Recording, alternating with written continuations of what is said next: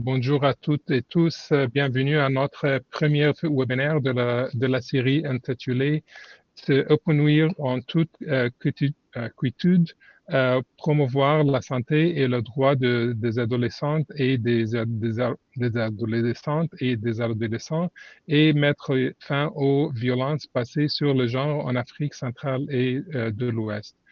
Je m'appelle Montasser Kamal et je suis le directeur du programme de la division de santé mondiale et localisée à Ottawa au CRD.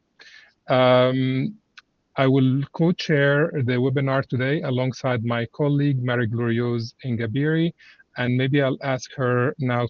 Aujourd'hui, avec ma collègue, je vais certainement lui demander justement de venir et de prendre la parole pour qu'elle puisse se présenter. Allez-y, s'il vous plaît. Merci. Si vous voulez prendre la parole.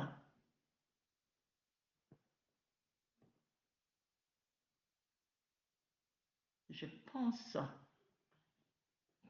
qu'elle a quelques problèmes. J'arrive à vous voir dans l'écran. Allez-y, s'il vous plaît. On ne peut pas. Je vois que vous avez éteint votre micro ou alors vous avez ouvert votre micro. Vous pouvez toujours, s'il vous plaît, prendre la parole. Bien, nous allons commencer. On est en train justement de résoudre ce problème technique sans plus tarder. S'agissant du docteur Montasser Kamal. Bonjour tout le monde. C'est celui de Marie, donc le solde Engler, si vous voulez, s'il vous plaît, entendre et essayer de écouter donc la procédure de ce webinaire. Donc, encore une fois, donc, excusez-moi pour ce problème technique et pour ce défi technique. Je voudrais tout d'abord vous présenter le membre de notre webinaire aujourd'hui. Donc, on est ravis de dire que nous avons plus de 170 personnes qui sont enregistrées lors de ce webinaire, ce qui veut dire qu'on est vraiment ravis justement de s'engager avec vous tous ici présents lors de ce webinaire, lors de cette première série. Je voudrais tout d'abord remercier donc le RDC, aussi bien que le bureau du RDC, qui m'ont donné la parole aujourd'hui pour parler de tout ceci et essayer de voir l'importance de tout ceci, et aussi bien que la responsabilité de l'eau que nous avons ici même à Ottawa sur la base de ceci. Maintenant qu'on est en train d'organiser ce webinaire, pourquoi nous avons donc certaines leçons qui sont en train de représenter 23% donc, de la population en Afrique, et aussi bien que dans la région aussi. Et c'est vraiment crucial de traiter ce type de problème auquel nous sommes confrontés en ce qui concerne la santé principalement. Ce qui veut dire que ces défis incluent principalement le mariage des enfants, aussi bien qu'une donc la violence à l'encontre des femmes, aussi bien que la mutilation génitale, aussi bien que la vulnérabilité socio-économique, aussi bien que les défis mentaux, donc la violence à l'encontre des femmes, aussi bien que d'autres choses, semblent être interliées. Et c'est pour ça, que nos panélistes, aussi bien que les orateurs, vont essayer justement de parler de tout ceci principalement et parler de ceci en Afrique. Cependant, donc, le manque de connaissances vont certainement essayer de faire de sorte à ce que le programme soit justement mis en application pour appuyer la santé au sein de la région, donc ne pas être capable d'avoir tous ces potentiels, ce qui veut dire que toute la région va souffrir principalement si nous n'avons pas le soutien requis. Et lors du 2026, donc de cette stratégie, l'Union africaine a reconnu principalement, a priorisé également l'accès donc à cette les services reproductifs.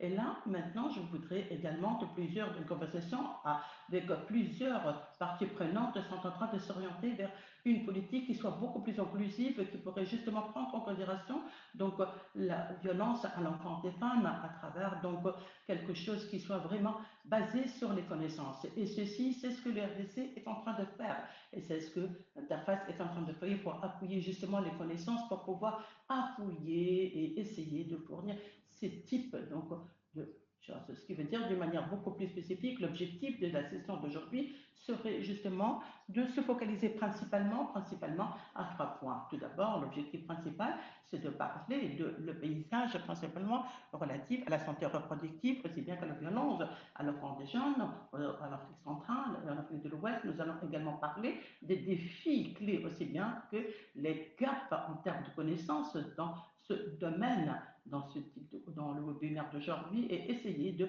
parler également des types de recherches qui vont certainement contribuer pour ce type de travail dans le domaine, par exemple, de la santé reproductive, aussi bien que la violence à l'encontre des femmes. À travers ces objectifs, nous allons certainement commencer avec des présentations, aussi bien qu'avec des orateurs qui vont certainement être suivis par des débats principalement. Et des experts vont certainement répondre aux 3 questions et le public va certainement avoir l'opportunité également de poser des questions aux différents panélistes. Et à ce moment-là, nous allons certainement demander au public de poser leurs propres questions dans la boîte messagerie et nous allons certainement répondre à ces types de questions et essayer d'avoir certaines propositions de notre côté. Comme je l'ai déjà mentionné tout à l'heure, la session d'aujourd'hui va faire partie donc d'une série de webinaires que nous allons organiser pendant quelques mois relatifs à la santé reproductive, aussi bien que la violence à l'encontre des femmes, et on vous demande de faire très attention. Donc, sans plus tarder, je voudrais vous présenter, s'il vous plaît, les différents donc, les orateurs, et là aussi, relatifs à tout ceci, et en ce qui concerne également l'accès à tout ceci dans l'Afrique centrale, et on vous demande d'allumer vos caméras, s'il vous plaît. Donc, professeur Manou, donc, travaille au sein de l'Union africaine de Ghana, elle est également au sein, donc, et elle fait partie également de l'Académie de Ghana. Elle a un diplôme en anthropologie, aussi bien qu'en loi. Elle a des diplômes donc, dans l'autonomisation des femmes, aussi dans le cadre de l'éducation.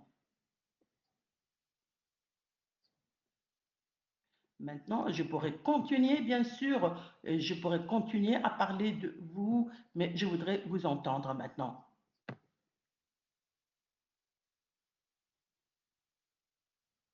Bonjour Montassar, merci pour cette présentation. Je suis ravie d'être avec vous aujourd'hui en ce qui concerne ce webinaire d'aujourd'hui dans cette série. Et là, je voudrais commencer en parler du contexte dans lequel nous vivons, où par exemple, il y a un agenda vraiment aussi bien qu'une mobilisation très importante en ce qui concerne les femmes. Et ce mouvement semble être bien organisé et a été cofinancé également en ce qui concerne ce problème relatif aux femmes. Il y a Il y a des mobilisations, des mouvements de mobilisation en ce qui concerne la liberté d'expression, aussi bien que des connaissances et des informations. Mais d'une manière globale et d'une manière régionale, je dirais également que sur le plan national, également, certains pays, par exemple, ont fait des sortes, par exemple, tels que par exemple les États-Unis d'Amérique, aussi bien, ont travaillé sur ces types de droits reproductifs, aussi bien aussi que certaines lois, aussi bien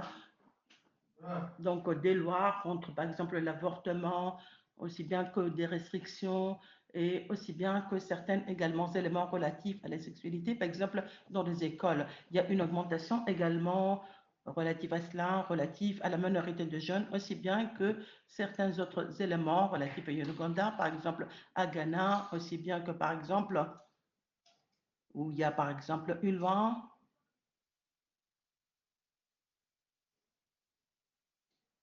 Donc, la Côte d'Ivoire semble être la prochaine étape de ce congrès donc, mondial de la famille qui est en train d'avoir lieu en ce moment, relatif à cette perte. Maintenant, c'est important de faire de sorte, par exemple, de contextualiser les choses, maintenant qu'on est en train de faire cet aperçu relatif, aussi, relatif à la santé reproductive, par exemple, aussi bien que le Nexus au sein de notre propre région. Pourquoi? Parce qu'ils ont des impacts pour le développement en Afrique de l'Ouest aussi bien qu'en Afrique centrale. Et c'est ce que j'ai remarqué justement dans l'étude que j'avais faite en 2021 et dans la section entre, par exemple, les différentes régions relatives justement à cette violence à l'encontre des jeunes. Et ceci a fourni justement une compréhension holistique en ce qui concerne les différents défis. Alors que je dirais également d'une manière particulière, il y a cette localisation très importante pour explorer le nexus à cause, par exemple, de l'impact, par exemple, des conflits, des guerres, aussi bien que la fragilité socio-économique, environnementale, la pauvreté, aussi bien que d'autres normes également socio-économiques qui sont en train de impacter les droits des femmes d'une manière générale.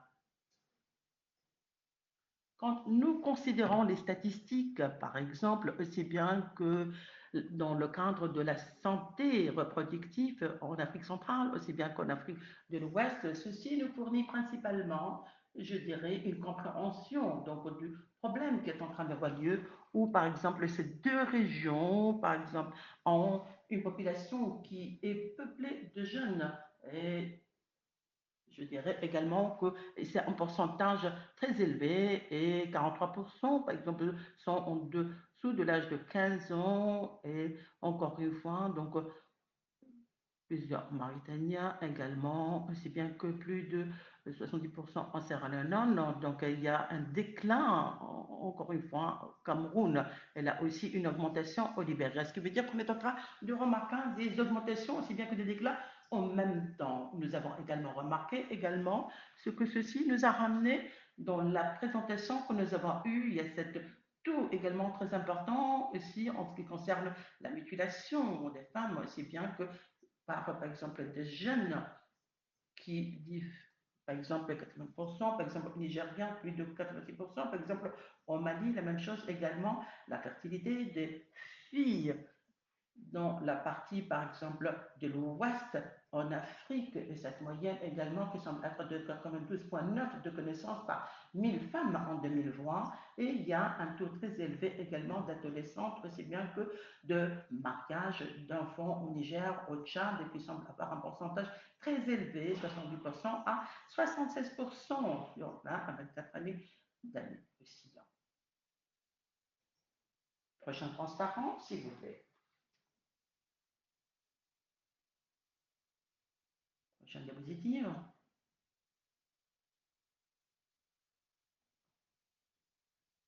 Excusez-moi, je pense que vous êtes... Maintenant, on arrive à vous entendre. Excusez-moi, je pense que c'était dès le départ, c'était un problème. Dès le départ, peut-être. C'est transparent, vous dites.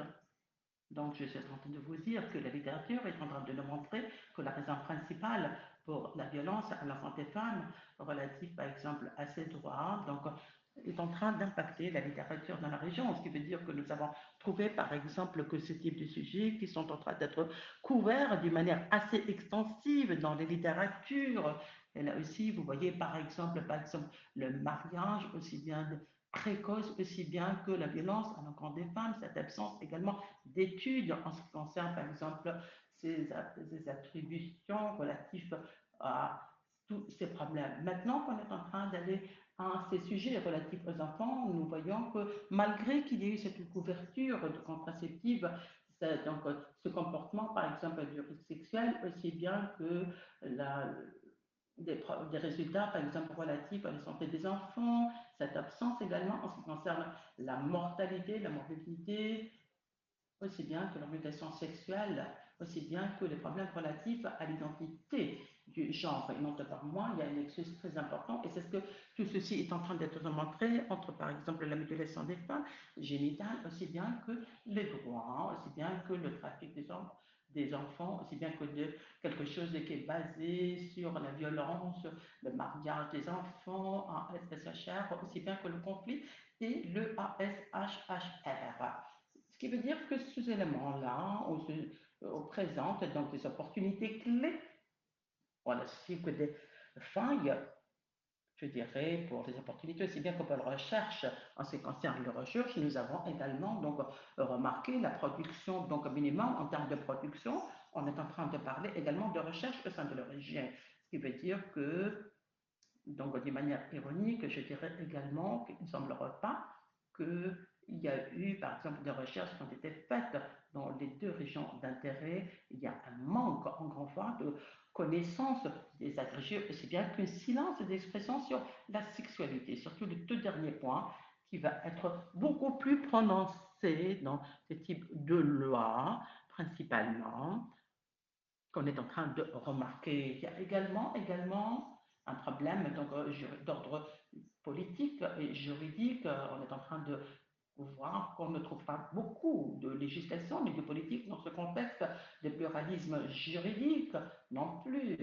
Encore une fois, quand il s'agit de programmes et de pratiques, nous trouvons très peu, par exemple, d'éducation sur la sexualité compréhensive, aussi bien que les normes du genre qui sont en train de changer et la responsabilisation des adolescents et des filles. Ce qui veut dire que Ghana, par exemple, ou par exemple l'absence de cette sexualité également, de l'éducation également, semble avoir des conséquences très importantes pour la vie des adolescents, aussi bien que pour des filles, ce qui veut dire que pour nous, la sexualité, aussi bien que le curriculum va promouvoir donc les connaissances, aussi bien que la protection également, et ils ont été également dites sur le plan donc, religieux et culturel, également des réservations donc, culturelles et religieuses qui existent entre les différentes composantes de ces directives qui pourront inclure la peur et qui ont été présentées aussi comme le manque de connaissances qu'on est en train de promouvoir parmi les adolescents, aussi bien que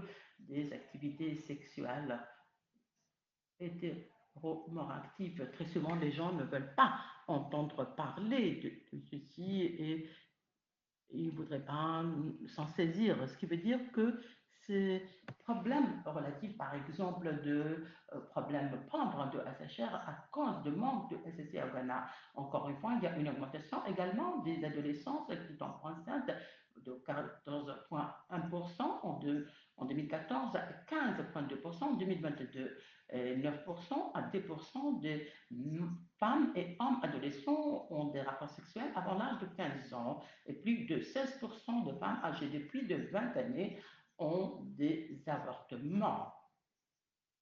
Et tout ceci nous est parvenu des services statistiques dans le service donc, de la santé de Ghana. Qu'en est-il maintenant il y a beaucoup également de comportements donc, à risque sexuel à cause du manque de ceci en Ghana, où nous trouvons également donc, des risques très élevés de sexe, presque 26% et 20,7% sur des femmes âgées 15 à 19. Qu'en est-il par exemple des contraceptions qui ne sont pas en train d'être utilisées, ou alors le condom, je dirais également 90% de jeunes femmes et femmes ne sont pas en train d'utiliser ces Là aussi, il y a aussi le SDIS qui est en train de rapporter un autre problème en ce qui concerne la région. C'est par exemple les tentatives, par exemple, aux parents qui sont en train de criminaliser le FGM en Gambia, donc la mutilation génitale des femmes qui semble avoir un taux très important en Gambie. Et déjà, par exemple, nous avons vu qu'au mois de mars, par exemple, ils ont introduit ce décret de loi pour criminaliser le FGM pour les filles, où il y a eu une mobilisation qui a eu lieu pour ceci principalement et qui a donné donc naissance à un problème.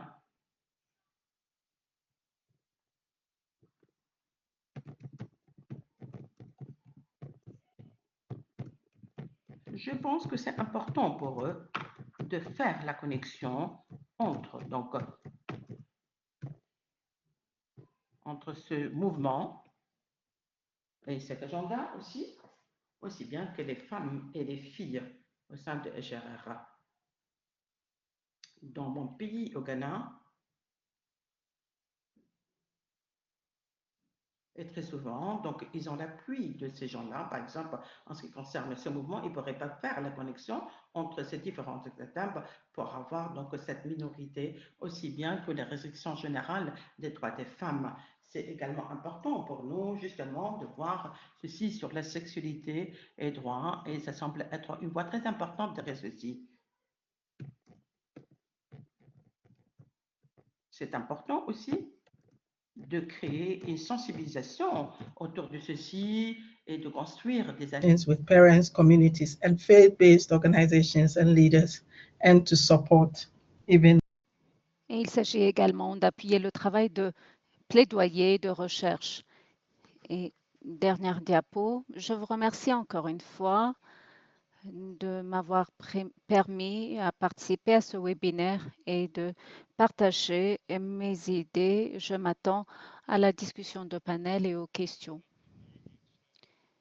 Merci beaucoup, Dr Manou. C'est une belle introduction à ce webinaire et aux séries en général. Vous avez soulevé des points très importants et j'espère que nous reviendrons avec les autres membres du panel pour voir l'impact de ce manque d'attention à la santé et les droits reproductifs des adolescents par rapport au programme de développement. On va également voir le lien entre les politiques, les lois, les droits, les programmes, ainsi que l'importance d'avoir des réponses localisées qui pourraient créer ces espaces permettant le dialogue et l'alliance entre les acteurs et les communautés, ainsi que les parties prenantes au niveau du continent, dans chaque pays, dans chaque communauté, afin d'apporter un changement périn. Le dernier point important que vous avez énoncé est l'importance de sensibilisation et l'importance de mettre l'accent sur le partage d'informations comme moyen de protection des adolescents. Il ne faut pas qu'il y ait des comportements inacceptables et c'est ainsi que l'on pourra mettre fin aux pratiques néfastes. Je peux continuer, mais vous n'êtes pas là pour m'écouter, mais vous êtes là pour écouter les membres du panel. Pour l'instant, je vais passer la parole à ma co-modératrice pour qu'elle se présente et qu'elle présente la prochaine partie du webinaire. Madame Inga Biré, vous avez la parole.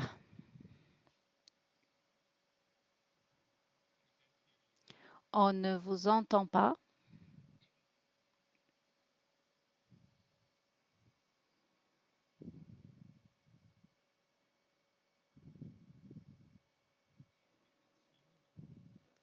On vous voit, mais on ne vous entend pas.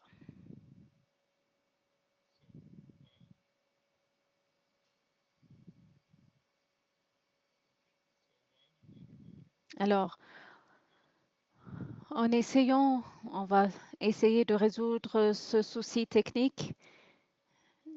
Nous faisons face à des défis à chaque webinaire. Alors que nous essayons de résoudre ce problème, on va passer à la partie discussion de panel.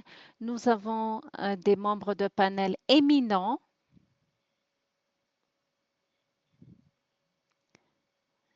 J'entends quelqu'un, ce n'est pas vous, Marie Gloriose?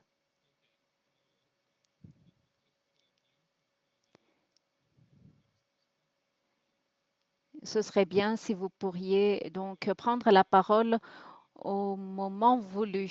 Sur ce, on va passer à la prochaine partie de notre webinaire. Allumer leur caméra. Madame Thiou, Dr. Diop, Dr. Emina, le caméra, s'il vous plaît. Et je suis très enthousiaste de vous présenter nos panélistes de marque. Veuillez noter que nous sommes en train de poster dans le chat la biographie complète de panélistes. Ainsi, nous avons le plaisir d'accueillir Aminata Badine Thiou, directrice exécutive de l'Alliance nationale de jeunes pour la santé de la reproduction et la planification familiale. Elle est juriste spécialisée en droit public.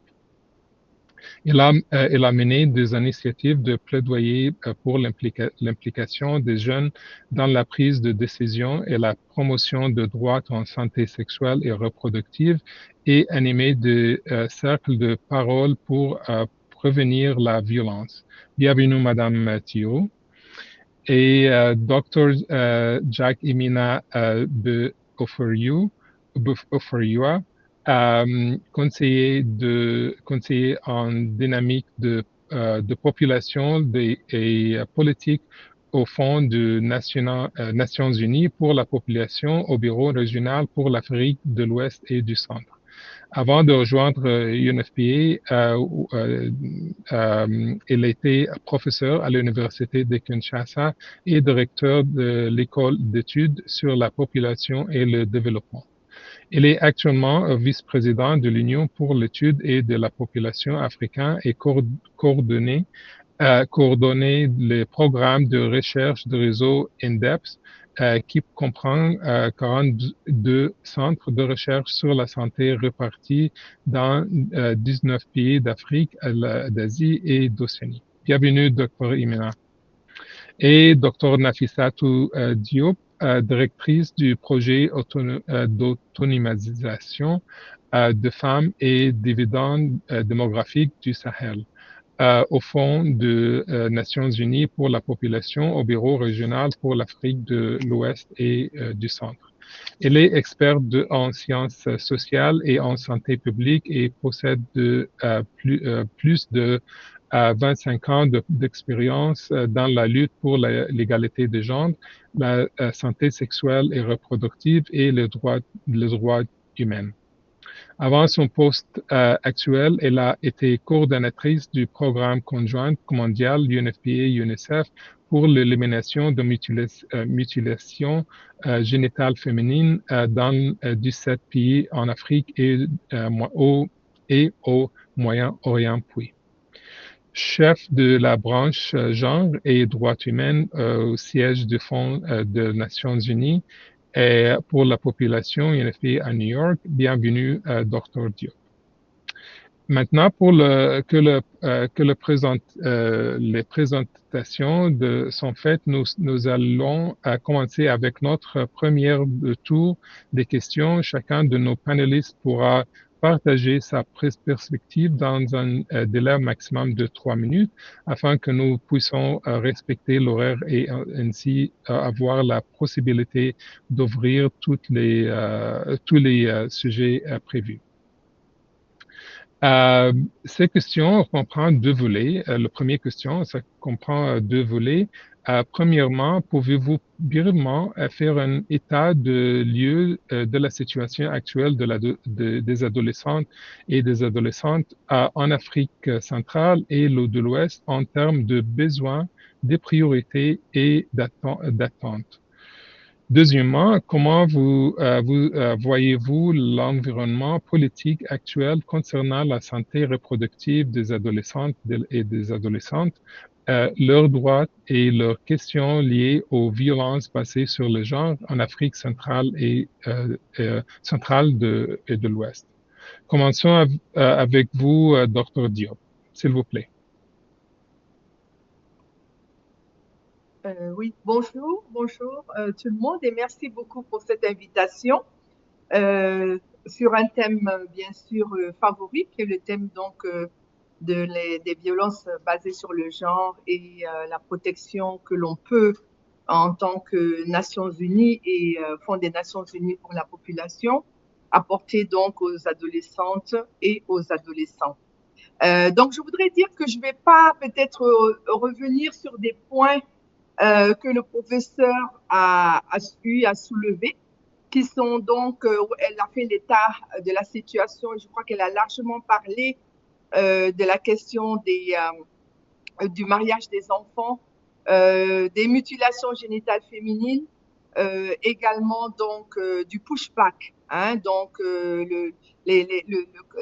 comment dire ça, les difficultés que nous rencontrons aujourd'hui, donc avec la montée du conservatisme, pas seulement donc au niveau des pays de l'Afrique de l'Ouest et du Centre, mais également au niveau mondial. Donc, je crois que je vais faire l'économie de parler de cela, mais ce dont je veux peut-être rappeler, c'est que par rapport au développement, donc aux objectifs du développement, il y a quand même une reconnaissance que l'Afrique de l'Ouest et du Centre est une région qui est largement en retard et qui a besoin, n'est-ce pas, d'accélérer certains efforts pour atteindre ces objectifs, et particulièrement celui de l'objectif numéro 5 qui est donc sur l'égalité de genre et le renforcement des capacités des femmes et des filles. Et malheureusement, nous avons des estimations récentes qui montrent que si l'Afrique de l'Ouest continue comme cela, on ne les atteindra.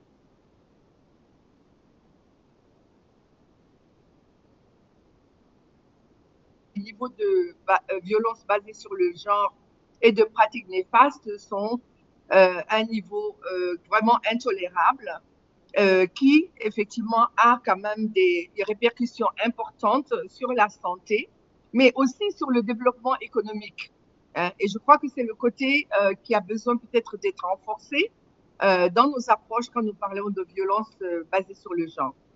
Alors, je voudrais rapidement dire, premièrement, que peut-être dans la présentation, si les violences ont été, les harmful practices, donc les violences de mariage des enfants et de mutilation génitale féminine ont été bien couvertes, il faudrait quand même amener la question donc des violences de violences domestiques, donc entre partenaires, qui sont aussi élevées. Quand je prends des exemples de la Guinée équatoriale à 36%, des exemples du Gabon à 57%, donc de violence à l'intérieur donc du couple.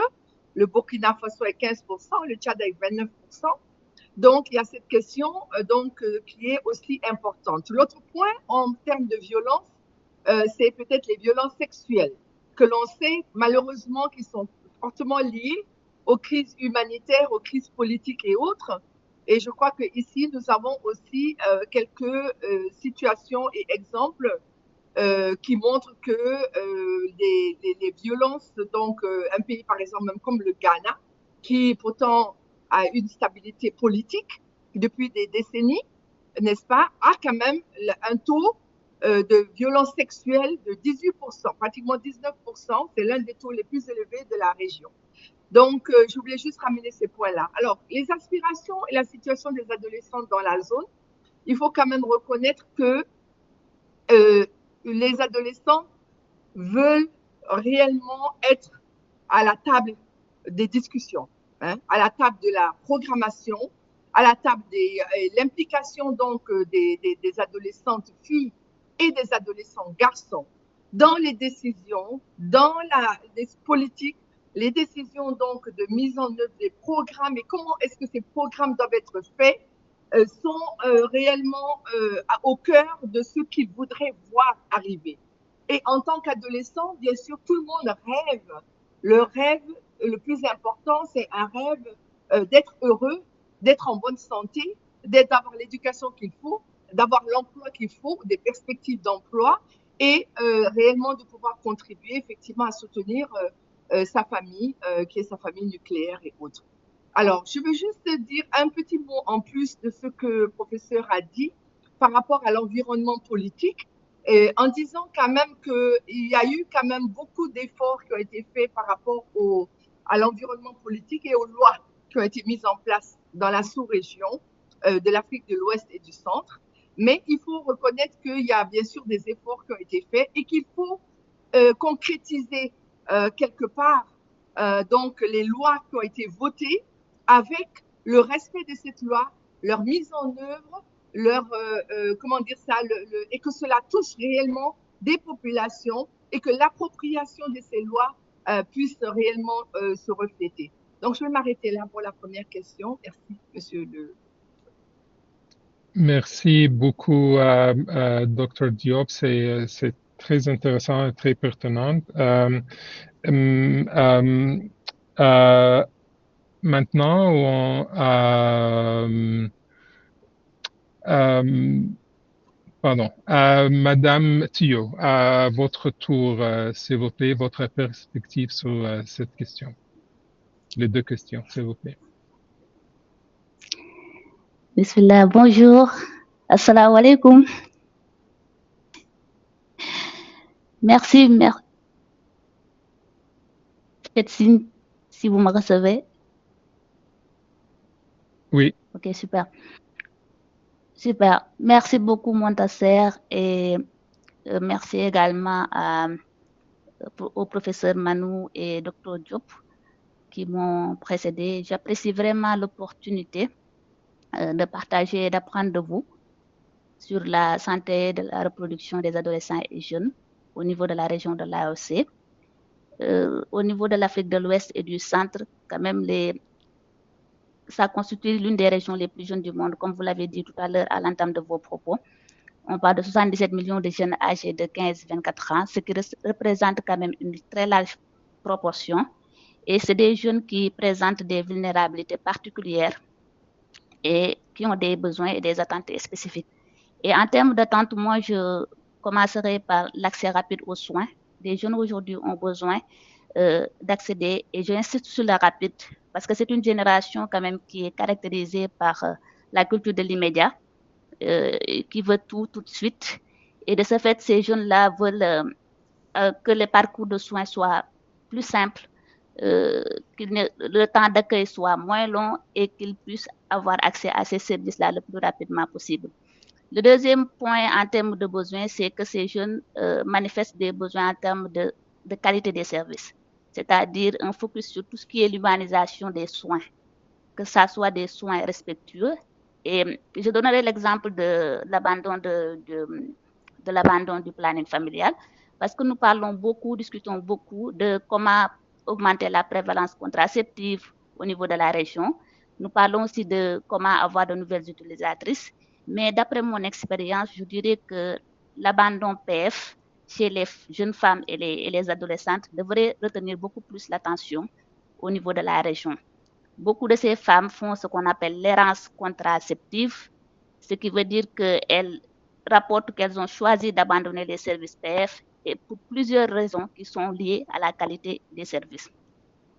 Les jeunes aussi ont des besoins en termes de politique plus inclusive. Cela a été mentionné par mes deux prédécesseurs, surtout les jeunes qui sont sans emploi, les jeunes qui n'ont pas d'éducation, parce qu'ils font partie des plus précaires et nos États devraient leur garantir l'accès à certains droits. Il y a des besoins en termes de participation, cela aussi a été relevé. Il y a eu des progrès, certes, mais ce qu'on observe aujourd'hui avec les tendances, c'est qu'on a un rétrécissement de l'espace civique. De plus en plus, les jeunes ont des difficultés à s'exprimer et à participer à l'élaboration de ces politiques-là. Et cela est matérialisé, par exemple, par la censure sur Internet que l'on voit et qui menace vraiment la participation active des jeunes dans la prise de décision.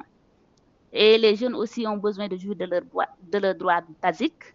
Je ne parlerai pas de l'éducation et autres, ça a été mentionné, mais je mettrai le focus sur la coercition reproductive parce que nous évoluons dans un contexte ou bien des contextes au niveau de la région où les pays sont hostiles à l'avortement.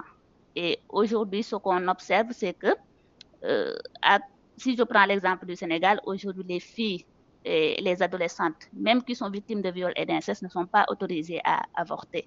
Et cela constitue de la coercition reproductive parce qu'elles n'ont que deux choix, soit c'est de garder ces grossesses indésirées, soit c'est de recourir aux avortements clandestins, malgré les risques de décès et de handicap.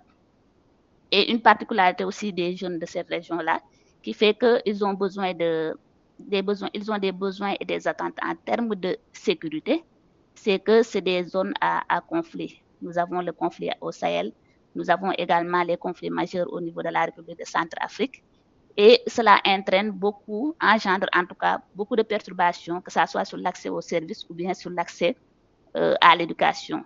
Et les jeunes attendent des réponses, veulent des réponses sur ces situations-là pour que ces perturbations soient réduites. Et pour l'environnement institutionnel, je vais être rapide. Comme tout le monde l'a dit, il y a eu beaucoup de progrès, il y a eu beaucoup d'engagement, il y a eu beaucoup de promesses déjà dans l'espace au niveau de la région, que ce soit au niveau de la CEDEAO, au niveau de l'Union africaine et autres, mais aussi au niveau pays, où on voit de plus en plus qu'il y a des politiques et des stratégies qui sont développées, surtout les stratégies nationales genre, qu'on retrouve un peu dans différents pays de la zone. Mais en réalité aussi, ce qu'on observe, ce qu'on constate, c'est que nos différents gouvernements rencontrent encore des difficultés à décliner ces engagements-là et ces promesses-là en action concrète sur le terrain. Merci beaucoup à Madame Thiou. C'est encore des points très intéressants et très pertinents. Et votre point avec Dr. Diop sur la situation humanitaire, de conflit, de l'inclusion, l'importance d'inclusion de la voix de jeunes adolescentes et adolescentes, leur voix à la table et la pertinence des enjeux d'accès et qualité de service, éducation et l'opportunité que nous présente l'offre, comment dire, le politique qui existe, qui peut-être présente une opportunité pour augmenter le service et la réponse de besoins des adolescents. Et maintenant, pour ajouter quelques points sur les deux questions, pour répondre aux deux questions, Dr. Imena, s'il vous plaît, ajoutez votre point de vue. Merci.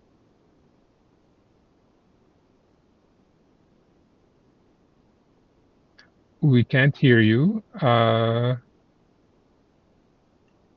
Ok, merci beaucoup, Montasser. C'est très difficile de prendre la parole après des experts pointus qui ont presque balayé tout. J'aimerais d'abord donner une précision que je ne travaille plus pour NDEP Network qui n'existe plus depuis longtemps, c'est une précision. Et ensuite, pour revenir sur les deux questions posées, j'aimerais d'abord souligner que quand on parle de 23%, les gens peuvent minimiser 23% de la population. Mais si nous considérons plus de 600 millions d'habitants qui sont de l'Afrique de l'Ouest et du Centre, 23%, c'est près de 150 millions, plus de 140 millions d'habitants. Donc, c'est plus que la population de la République démocratique du Congo. Imaginez-vous aujourd'hui. Donc, regardez.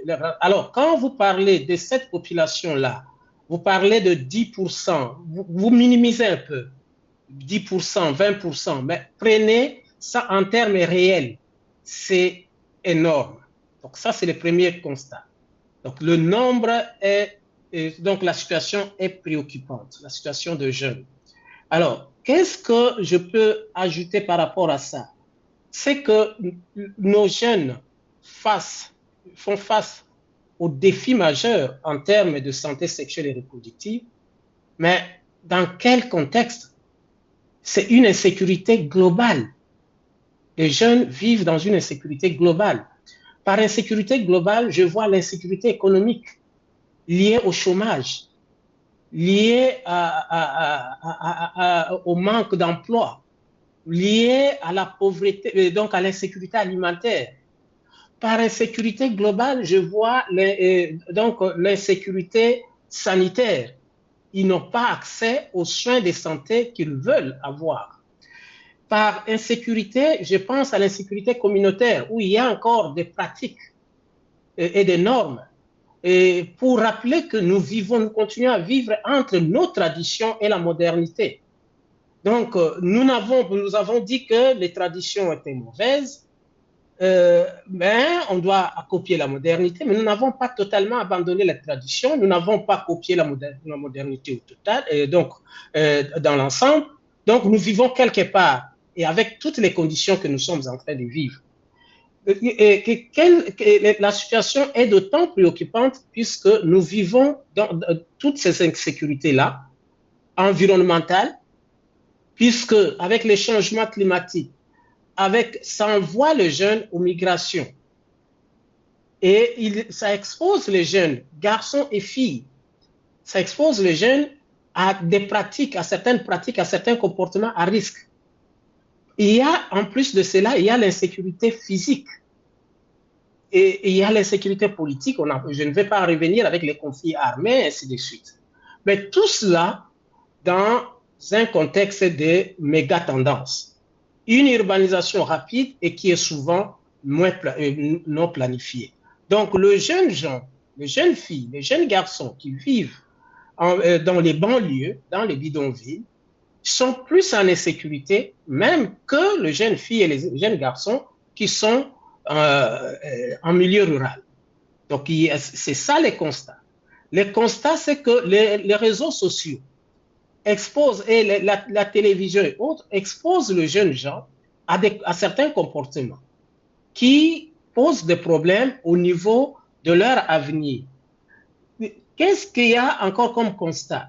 On se préoccupe plus à la situation de jeunes filles, ce qui n'est pas mal, puisque éduquer une femme, c'est éduquer une nation, mais on accorde moins d'importance aux garçons, alors que les deux sont tenus vivre ensemble.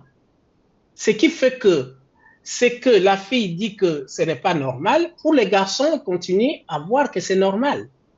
Et avec ça, où allons-nous? Donc, il y a encore des pratiques qui ne permettent pas à ces jeunes de s'épanouir correctement. Leur attente n'est rien d'autre que le bien-être, être considéré dans la société et aussi contribuer au développement de leur société. Malheureusement, ça pose encore des problèmes. Donc, voilà ce que je peux dire.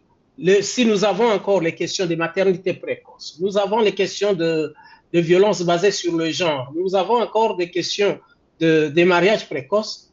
Tout cela, c'est puisque les textes aussi ne sont pas respectés. L'application des textes qui existent est encore sélective. Donc, il y a certains textes qu'on considère. Je vais donner un exemple. Il y a certains pays qui ont ratifié le protocole de Maputo, qui dit que en cas de viol, on peut recourir à l'avortement. Et au même moment, les textes de plusieurs pays, dans plusieurs pays, c'est écrit que les relations sexuelles avec une adolescente constituent un viol. Alors maintenant, quand l'adolescente est enceinte, on ne considère plus ça comme viol pour qu'elle puisse bénéficier des soins appropriés si elle veut, mais elle n'a pas accès à l'avortement. Donc, la situation est vraiment complexe. Donc, voilà ce que je peux dire, qu'au-delà de ces pourcentages, ce sont des êtres humains. En termes de nombre réel, c'est très important et c'est préoccupant. Donc, nous devons, on doit intégrer les garçons aussi dans plusieurs programmes. Donc, les programmes de masculinité positive doivent être renforcer pour que et les garçons et les filles puissent avoir la même vision. Qu'est-ce qu'on appelle violence? Et violence, qu'est-ce qu'on appelle pas violence? Ainsi de suite. Donc, voilà ce que je peux ajouter par rapport à ça. Merci beaucoup, Dr. Emina, pour ces points très importants aussi. Maintenant, j'aimerais faire la transition avec Marie-Glorieuse à ce point. On peut essayer cette fois, Marie-Glorieuse? Oui, oui. Est-ce que Ah, ça marche? parfait. Voilà. Oui, oui. Après plusieurs tentatives, ça Parfait. marche. Je vous Voilà. laisse pour continuer pour le moment. Merci beaucoup tout le monde et je vous vois plus tard. Merci. Merci beaucoup, merci Montasseur. Et bonjour encore à tous et à toutes. Marie-Glorieuse Ngabire, je suis la directrice régionale pour le bureau du CRD pour l'Afrique centrale et de l'Ouest, basé à Dakar. Donc, toutes mes excuses avec les difficultés techniques qu'on a eues tout à l'heure. Et puis, bon, voilà, on est là, je suis là. Et puis, vraiment content de vous avoir. J'ai vu tout à l'heure qu'il y avait presque 150 participants. C'est excellent.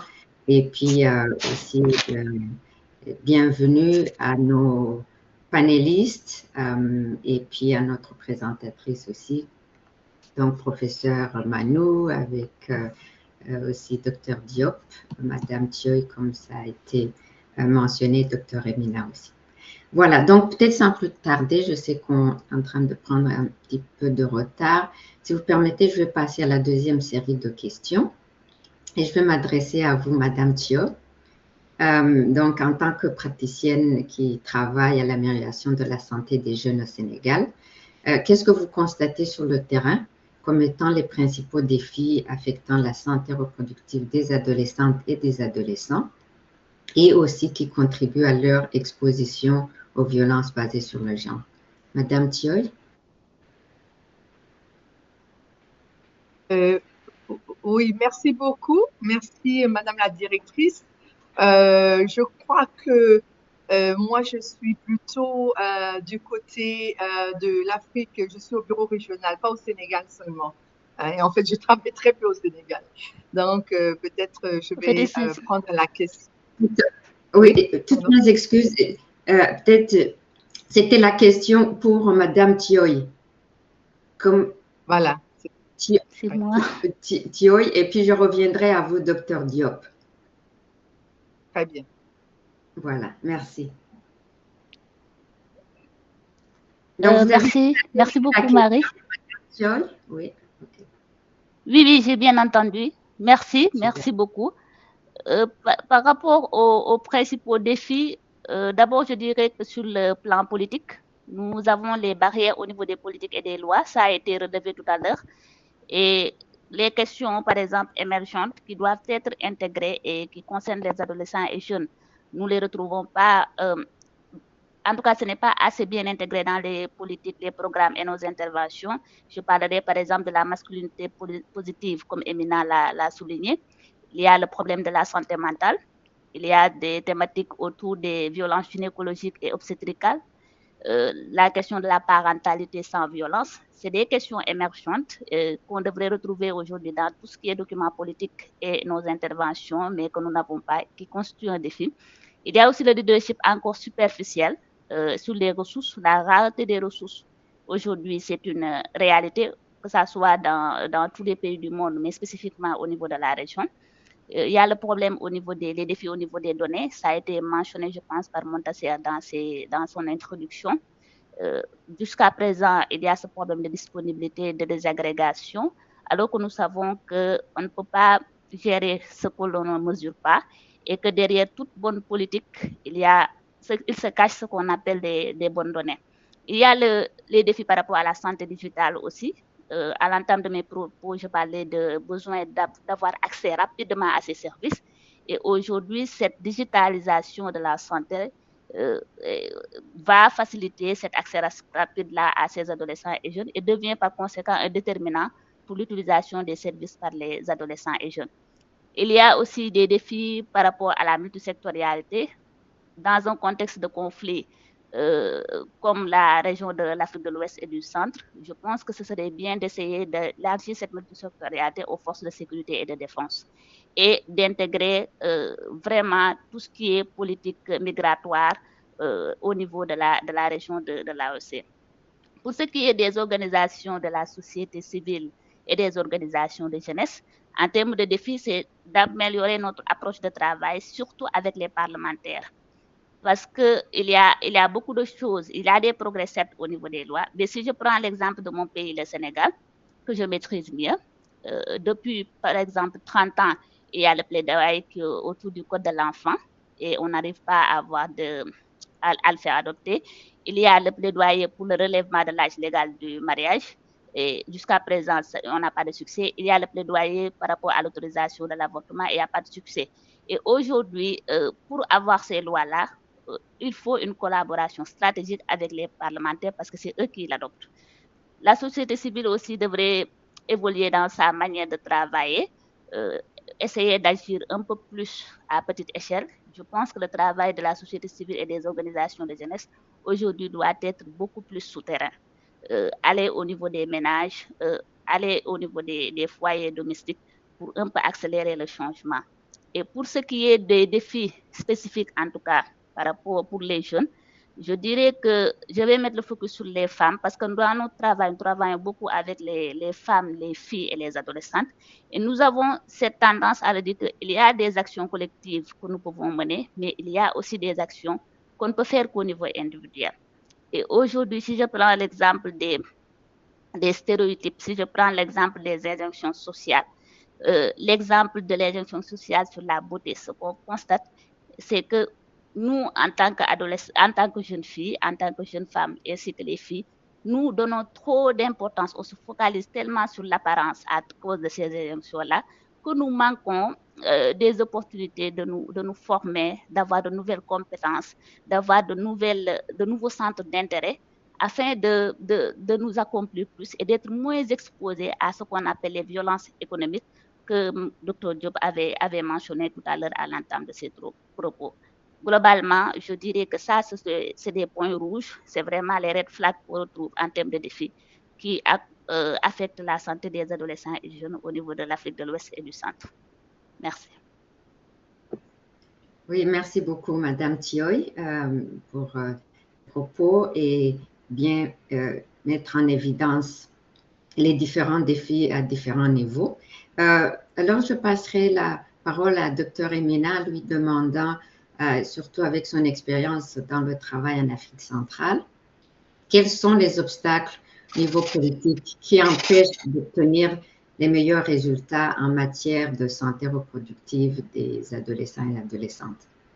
Dr Emina. Merci beaucoup, Marie-Glorieuse. Ma prédécesseur a déjà donné la réponse à un certain nombre d'éléments, mais je vais insister sur l'absence de politique basée sur les évidences. Donc, beaucoup de politiques ne sont pas basées sur les données réelles, les données factuelles. Donc, je vais donner quelques exemples. On a observé on observe quand même, malgré la situation préoccupante, on observe dans certains secteurs et dans certains pays des progrès dans le domaine de la santé sexuelle et reproductive. Il y a baisse de la prévalence des mariages précoces, il y a baisse parfois de la fécondité des adolescentes, baisse de cette violence dans certains pays.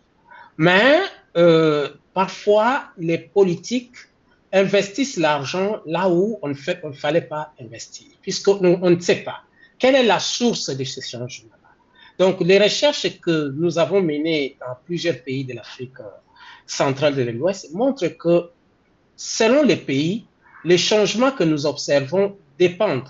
Il y a certains changements qui viennent essentiellement de la scolarisation des filles dans certains pays. La scolarisation permet, mais elle n'est pas suffisante à elle seule. Dans d'autres pays, ce sont surtout les programmes qui sont mis en œuvre. Les programmes accélèrent, donc améliorent les statuts de la femme, réduisent la précarité des jeunes filles, ainsi de suite. Mais si on fait des politiques, on ne tient pas compte de ces résultats-là, donc on risque d'aller investir là où il ne faut pas investir. Et tout simplement aussi pourquoi, puisque beaucoup de nos politiques, beaucoup de nos programmes sont financés par l'extérieur. Donc, nos pays ne mettent pas le moyen dans le budget que voilà, dans le budget national, dans nos ressources propres, on doit mettre l'argent sur l'amélioration de la santé sexuelle et reproductive des jeunes. Ça, c'est un autre problème. Il faut que ça soit une préoccupation nationale au lieu d'attendre seulement l'argent qui vient de l'extérieur. Ce qui fait que souvent, on commence un programme, mais on arrive, donc dès que le financement termine, on ne peut plus continuer et le problème redevient là. Et ce qui fait que, comme les programmes aussi, l'argent qui vient ne peut pas financer les programmes dans tous les pays, vous allez voir qu'il y a les inégalités au niveau de certaines régions, ainsi de suite. Certaines régions bénéficient plus des interventions que d'autres. Donc, on doit arriver à corriger cela. Donc, il y a la faible mise en œuvre de beaucoup de politiques et de programmes. Donc, les politiques sont là, parfois, des textes qui sont intéressants, mais on n'arrive pas à assurer la meilleure mise en œuvre de cela. Et suivre aussi. Suivre et évaluer ces programmes. Donc, une fois on investit, après, on ne sait pas évaluer quel est l'impact de ces programmes, ainsi de suite. Enfin, il y a les approches qui sont utilisées. Souvent, on utilise les approches sectorielles. Pour le même problème, vous allez trouver les secteurs de la santé qui travaillent dans le secteur de la santé. Et il n'y a pas les aspects de l'éducation là-bas. Les gens de l'éducation travaillent dans leur secteur, alors que les approches globales, holistiques, multisectorielles seront mieux pour résoudre le problème à la source. Donc voilà ce que je peux dire je sais que c'est un peu compliqué, mais je pense que les approches globales, holistiques et systémiques seront plus appropriées pour résoudre le problème des adolescentes et des adolescents. Et ne pas mettre l'accent seulement sur les filles, comme je l'ai dit, il faut les mettre ensemble, bien qu'ils sont différents, pour pouvoir avancer. Merci beaucoup. Merci beaucoup, Dr. Edna. Merci de relever effectivement l'importance des politiques et des pratiques basées sur les évidences et l'importance de la recherche. Et je pense qu'on va revenir là-dessus tout à l'heure avec le dernier tour de questions. Donc, merci beaucoup. Et je passe à vous, Dr. Diop. Et ayant entendu effectivement ces enjeux, ces défis au niveau des politiques, d'après vous, quelles sont les interventions qui devraient être adoptées pour créer un paysage politique favorable à la résolution de ces défis-là, en lien donc avec la santé reproductive et les violences basées sur le genre dans la région? Vous l'avez souligné tout à l'heure que effectivement vous travaillez dans toute la région, l'Afrique centrale et de l'Ouest. À vous la parole. Merci beaucoup, Madame la directrice. Je vais commencer là où Jacques Mina a finalisé son intervention. C'est vraiment de mettre l'accent sur les modèles d'intervention multisectoriels. Où nous pouvons mettre en place une synergie entre les interventions dans le domaine de la santé et de la reproduction, les interventions de protection des adolescentes et des adolescents, les interventions d'éducation, nécessairement un focus sur les renforcements des opportunités économiques et bien sûr tout le reste. Tout le reste en termes que ce soit d'hygiène, de santé, de propreté, etc. Donc, on appelle cela, nous, un petit peu dans notre jargon, on essaie de mettre en place des programmes qui regardent le modèle écologique. Non, ce n'est pas qui utilisent donc des cercles d'intervention qui vont donc de l'individu à la communauté, au niveau de la société et au niveau donc du politique.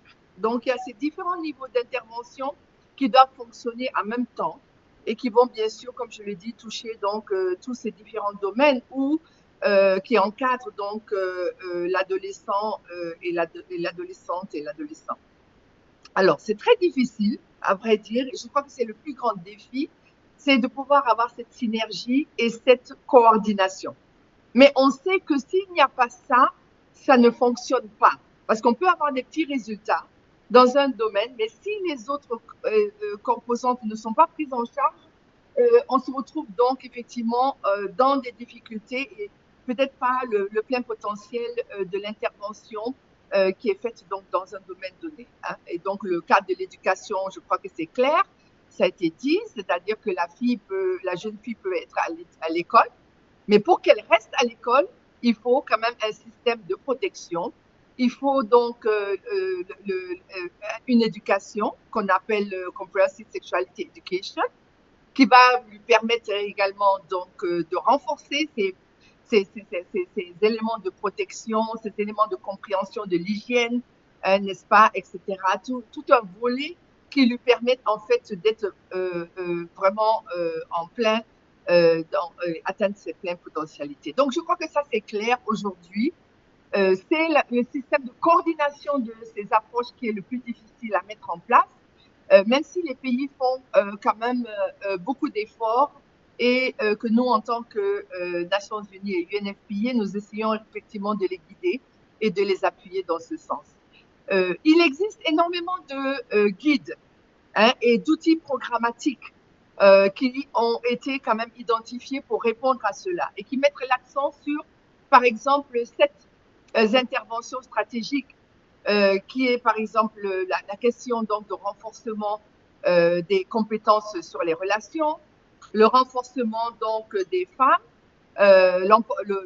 l'autonomisation des femmes, s'assurer que les services sont disponibles d'éducation, de santé, de la reproduction, que la pauvreté est réduite, que l'environnement est sécuritaire et que les adolescents, n'est-ce pas, les abus qu'il peut y avoir pour les enfants et les adolescents sont prévenus.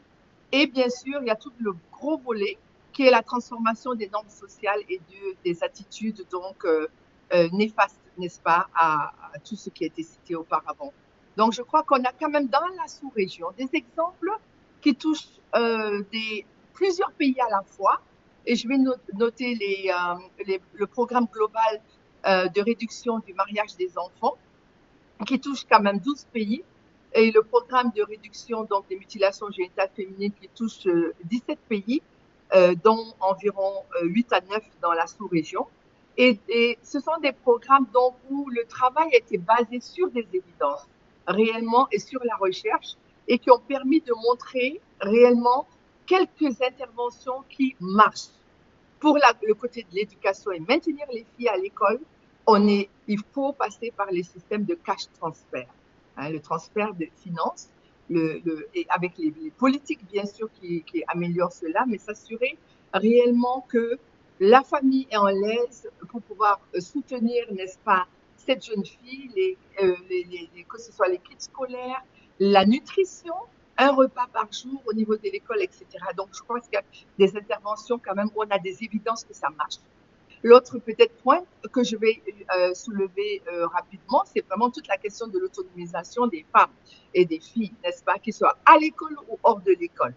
Dans le programme que je gère, qui est le SWED, il y a des espaces sûrs dans les écoles d'éducation et de protection des filles avec l'association des enseignants et des directeurs d'école et des mentors. Et il y a des espaces sûrs en milieu communautaire pour les filles, malheureusement qui sont déjà sorties de l'école. Donc, je crois que ce sont quand même des exemples qui ont des évidences, qui marchent et autres. Et bien sûr, je ne vais pas m'empêcher de parler de toute la question donc, de l'accès à l'information qui, il faut le dire, on a une sensibilité dans ces sous-régions pour la question de l'éducation sexuelle, Comprehensive Sexuality Education, éducation sexuelle compréhensive. Là, quand vous utilisez ce terme, vous avez les gouvernements qui ferment les yeux tout de suite, ils n'entendent plus. Par contre, si vous parlez d'éducation à la vie familiale, éducation, il y a des termes même, des pays qui ont utilisé des termes locaux, dans les langages locaux, n'est-ce pas? Là, il y a une ouverture. Hein, et je veux dire que dans 12 pays actuellement où nous travaillons dans le cadre donc, du SWED, il y a ce qu'on appelle cette éducation à la vie familiale qui comprend vraiment tous les éléments, y compris la santé de la reproduction, l'éducation à la santé de la reproduction, sur un programme de 6 mois intensif des adolescentes, hein, qui a montré aussi ses résultats. Et en fait, ce sont ce genre d'intervention, mais on évite d'utiliser le terme qui ne plaît pas au gouvernement, et bien sûr, tout se passe bien. Donc, je crois qu'il y a ce côté-là que nous devons aussi comprendre, hein, les difficultés, n'est-ce pas, dans le langage de certaines terminologies, et vraiment voir comment est-ce que nous pouvons revoir certaines terminologies pour cette sous-région de l'Afrique de l'Ouest et du Centre. Merci. Merci beaucoup, Dr Diop, pour cette intervention très riche. Donc, merci à vous trois d'avoir vraiment brossé un tableau de ces défis-là, les défis au niveau des politiques, au niveau des lois qui existent et des lacunes en particulier. Vous avez aussi mentionné l'importance de la recherche pour pouvoir avoir ces investissements-là qui sont plus efficaces. Parler aussi des approches qui sont très importantes en termes de coordination, collaboration, multisectoralité, mais aussi des approches multisectorielles qui, entre autres, poussent à avoir au centre les jeunes comme entité à part entière. Et c'est très bien aussi de pouvoir identifier ces interventions, ces initiatives qui fonctionnent.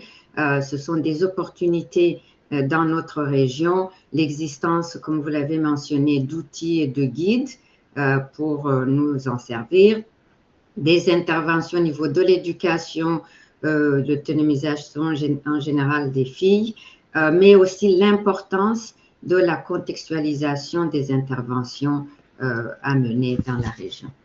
Alors, si vous permettez, on va passer à le dernier tour de questions. Je vais commencer par vous, Dr Emina. Vous avez déjà touché l'importance des politiques et des pratiques basées sur les évidences. Donc, pour vous, comment la recherche peut contribuer à ces obstacles et quelles sont les autres opportunités de recherche qui vous viennent à l'esprit? Merci beaucoup, Marie-Glorieuse, pour cette question pertinente.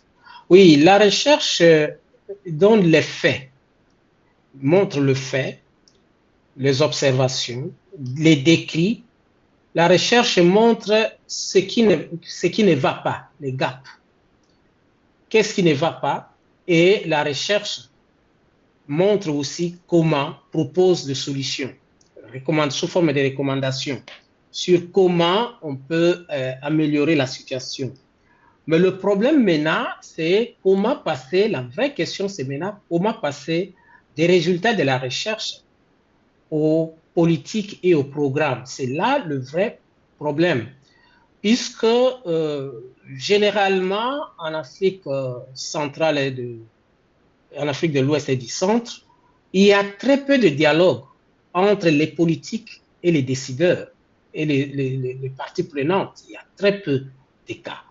Le programme Suède fait souvent un peu exception puisque il travaille avec les universités et autres. Mais dans la plupart des cas, le travail de recherche reste à l'université dans des bureaux et sont présentés dans de grandes conférences où les politiques, les décideurs ne participent même pas.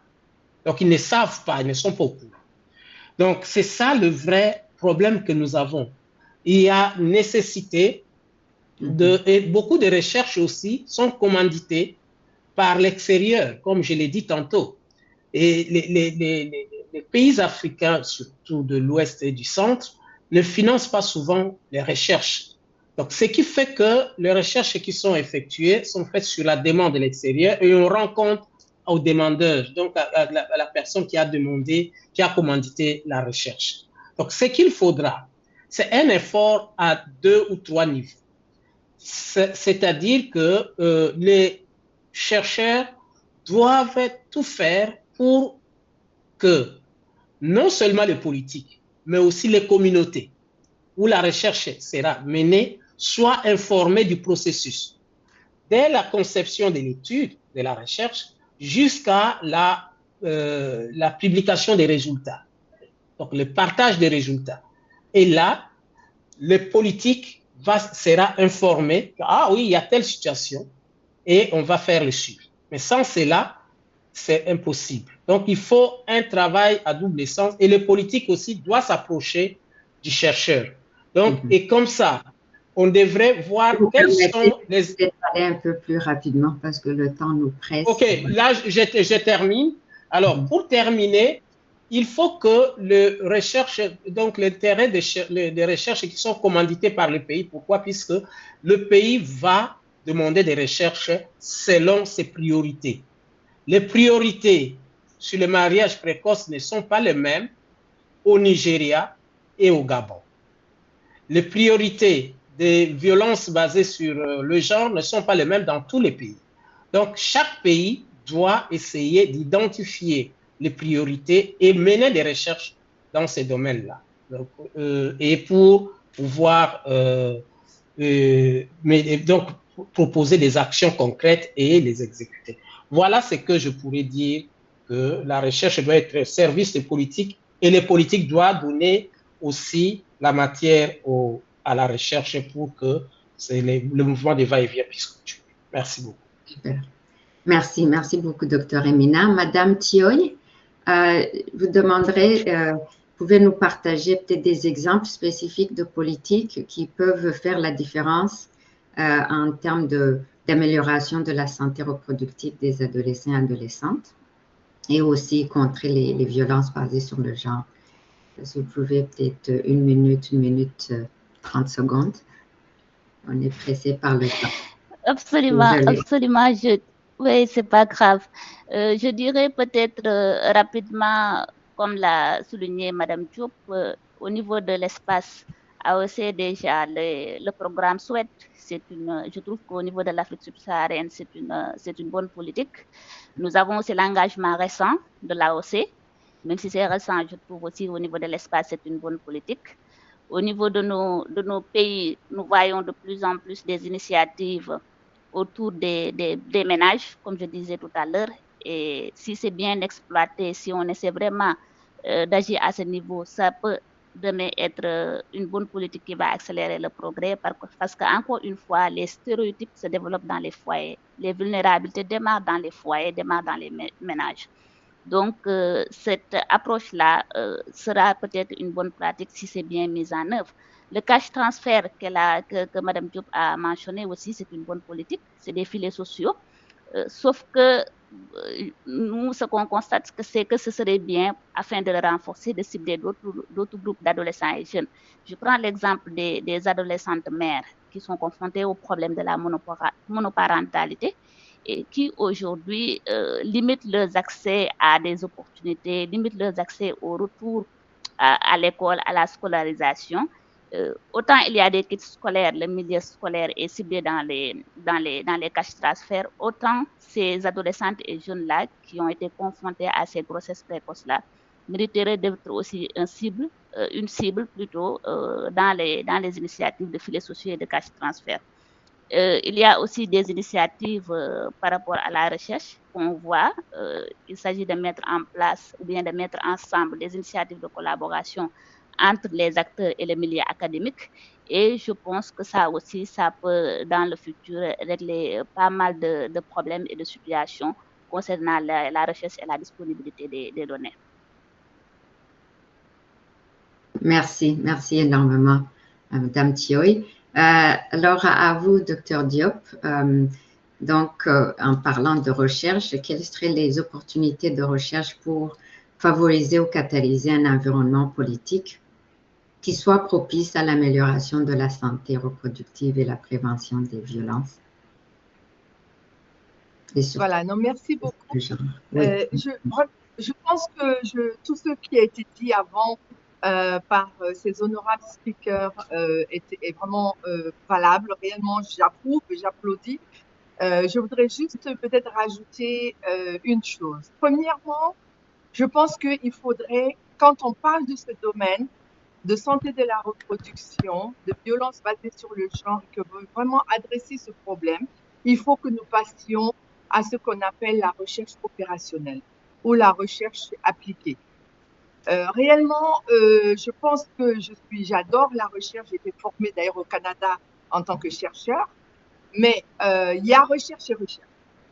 La recherche qui reste fondamentale et importante dans le milieu effectivement médical et autres, mais quand on parle de santé de la reproduction et de violence faites aux femmes, on est dans le domaine du social.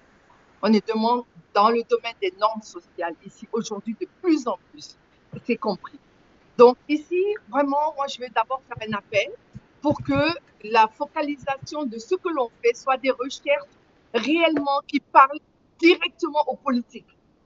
Qu'on n'ait pas besoin d'avoir un transfert de connaissances qui est nécessaire, donc une étape de 1 an, 2 ans pour utiliser peut-être quelquefois 10% d'une recherche qui a été financée.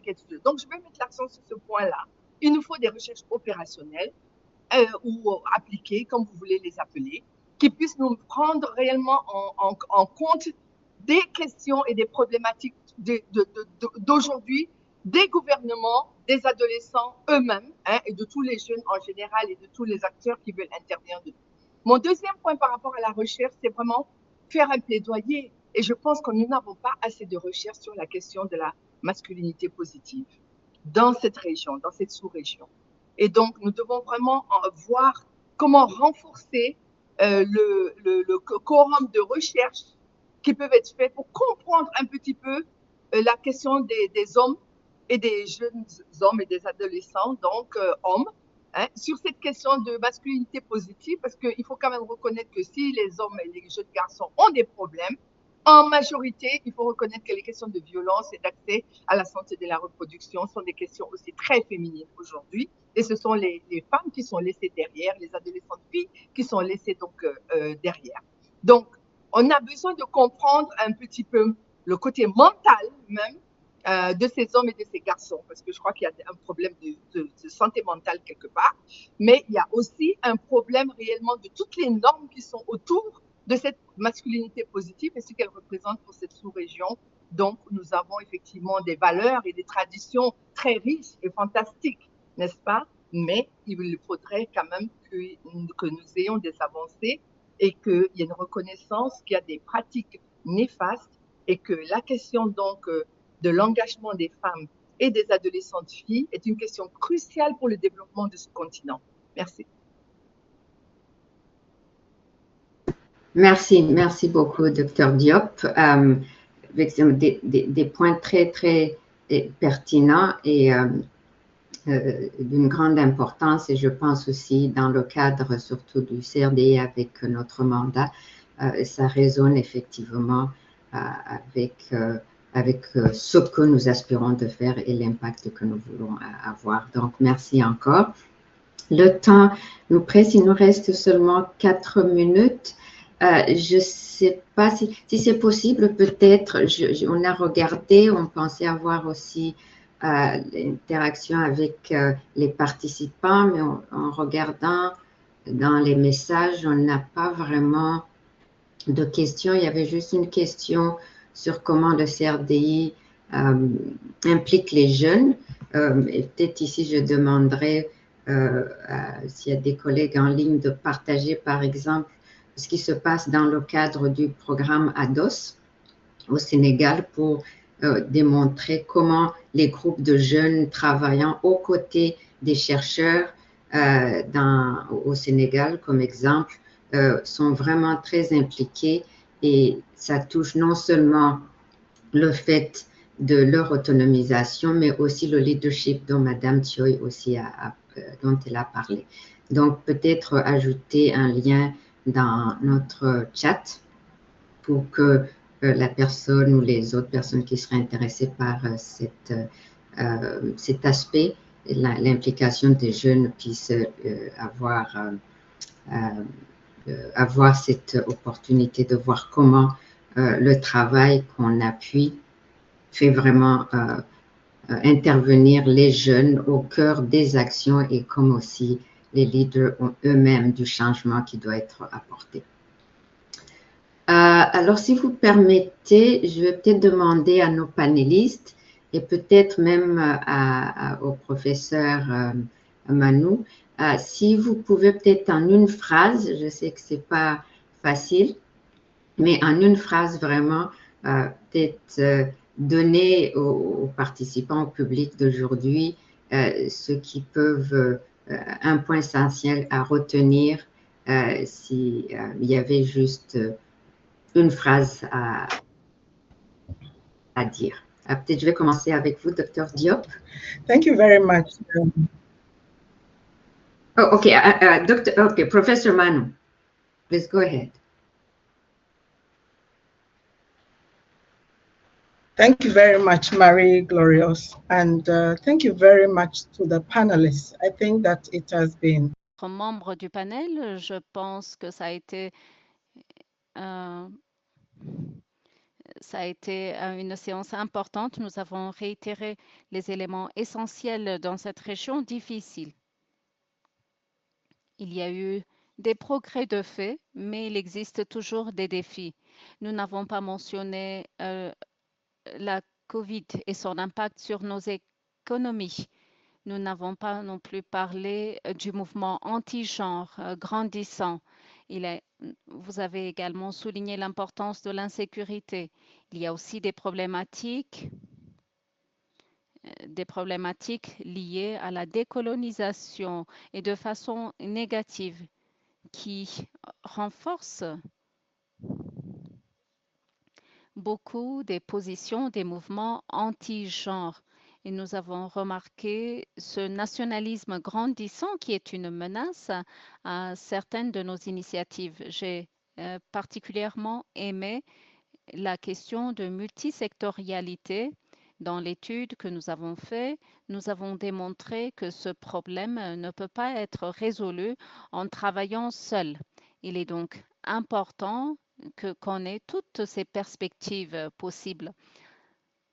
Nous avons essayé de cadrer, de qualifier les jeunes en tant que population problématique, mais il faut avoir une sorte de positivité en les adolescents qui sont intéressés par la société, ils veulent participer dans l'espace civique, dans l'espace économique et social de leur pays. Comme Madame Diop l'a dit, si les filles quittent les écoles, ça veut dire que certains des programmes des écoles sont fermés. Donc, comment reconnaissons-nous cette positivité de la jeunesse elle-même et comment pourrions-nous les intégrer dans nos actions à l'image de ce qui a été fait à la renégociation de la plateforme d'action de Pékin? Il a été également souligné qu'il y a beaucoup de travail lié à la conformité. Quelles sont les mesures d'encouragement? Si vous considérez les ODD ou le protocole de Maputo et l'égalité des genres, beaucoup de ces choses que nous mentionnons sont là.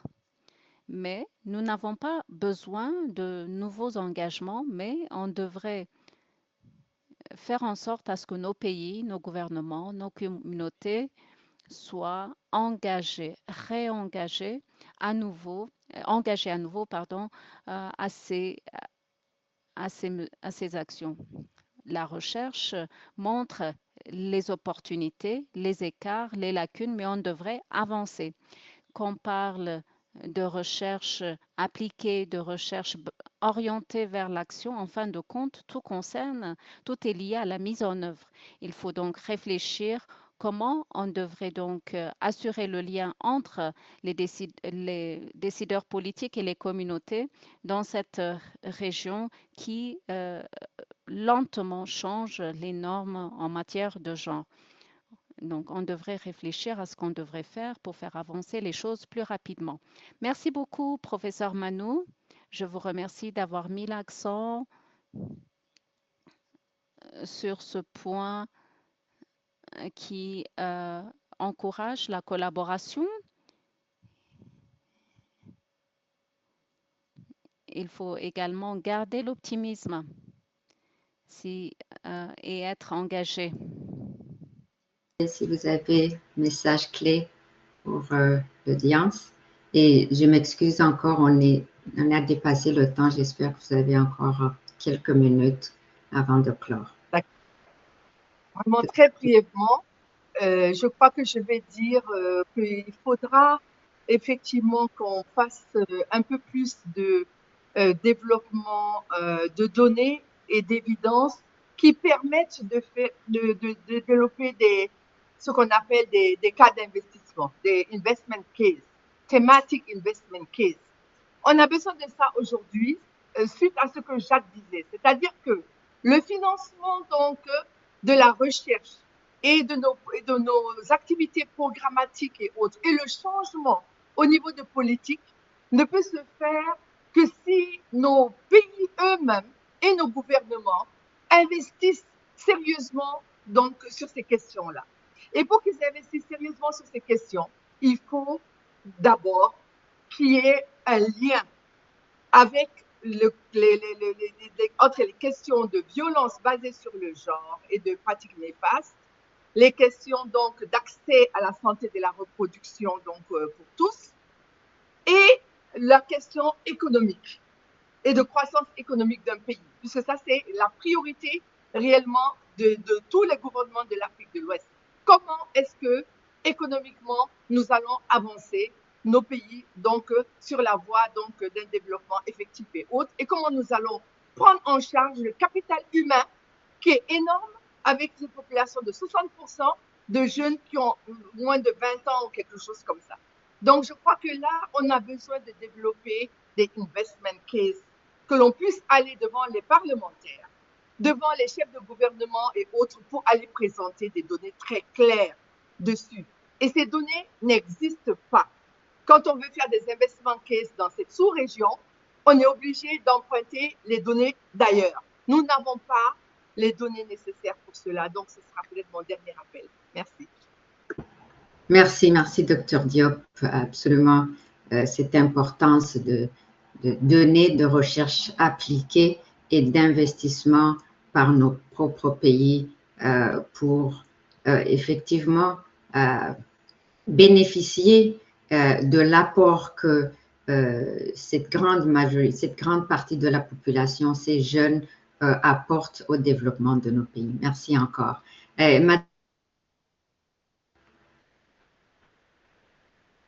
message à partager, message clé à la fin de ce webinaire?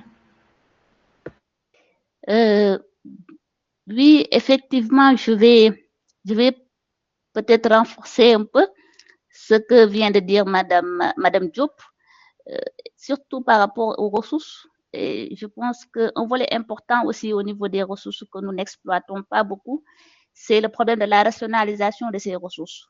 C'est-à-dire qu'on a beaucoup de doublons en termes de politique, des politiques qui peuvent être intégrées. Il y a beaucoup de ressources qui ne sont pas utilisées de manière efficiente.